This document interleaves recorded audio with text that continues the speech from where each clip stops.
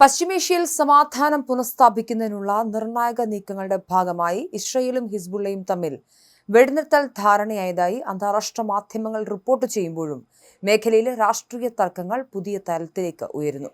Israel ഭരണകൂടത്തിന്റെ യഥാർത്ഥ ലക്ഷ്യം ഒരിക്കലും അവസാനിക്കാത്ത യുദ്ധമാണെന്ന ഗുരുതരമായ ആരോപണവുമായി ഇറാൻ വിദേശകാര്യമന്ത്രി അബ്ബാസ് അറാഖ്ചി ഇപ്പോൾ രംഗത്തെത്തിയിരിക്കുകയാണ്.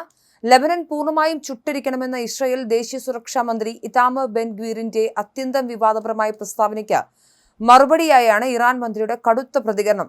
ലെബനനിൽ ഹിസ്ബുള്ള നടത്തിയ ആക്രമണത്തിൽ 4 ഇസ്രായേലി സൈനികർ കൊല്ലപ്പെട്ടതിന് പിന്നാലെയാണ് തീവ്ര വലതുപക്ഷ നിലപാടുകാരനായ ഇതാമർ ബെൻ ഗ്വീർ ലെബനനെ തകർക്കണമെന്ന ഭീഷണി ഉയർത്തിയത്.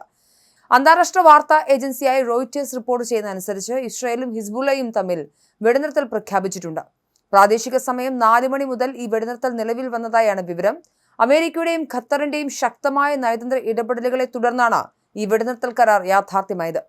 യുഎസുമായുള്ള സമാധാന കരാർ പ്രാബല്യത്തിലാകണമെങ്കിൽ ലെബനനിലെ ഇസ്രായേൽ ആക്രമണം അവസാനിപ്പിക്കണമെന്ന് ഇറാൻ നേരത്തെ തന്നെ ആവശ്യപ്പെട്ടിരുന്നു. കൂടാതെ ആക്രമണം അവസാനിപ്പിക്കാൻ യുഎസും ഇസ്രായേലിനോട് നിർദ്ദേശിച്ചിരുന്ന പശ്ചാത്തലത്തിലാണ് ഈ നീക്കം. എന്നാൽ ഈ സമാധാന നീക്കങ്ങൾക്കിടയിലും മേഖലയിൽ പുതിയ സുരക്ഷാ നിയന്ത്രണങ്ങളുമായി ഇറാൻ കടുത്ത നിലപാട് സ്വീകരിക്കുന്നത് ആശങ്ക വർദ്ധിപ്പിക്കുന്നുണ്ട്. തന്ത്രപ്രധാനമായ ഹോർമൂസ് കടലിടുക്കിലൂടെയുള്ള കപ്പൽ ഗതാഗതത്തിന് ഇറാന്റെ ഹോർമൂസ് അതോറിറ്റി ഇപ്പോൾ കർശന നിർദ്ദേശങ്ങൾ പുറപ്പെടുവിച്ചിരിക്കുകയാണ്. ഇനി മുതൽ ഹോർമൂസിലൂടെ കടന്നു പോകുന്ന കപ്പലുകൾ 48 മണിക്കൂർ മുൻപ് യാത്രാ റൂട്ട് ഉൾപ്പെടെയുള്ള കൃത്യമായ വിവരങ്ങൾ നൽകി മുൻകൂട്ടി അപേക്ഷ സമർപ്പിക്കണമെന്ന് ഇറാൻ വ്യക്തമാക്കിയിട്ടുണ്ട്.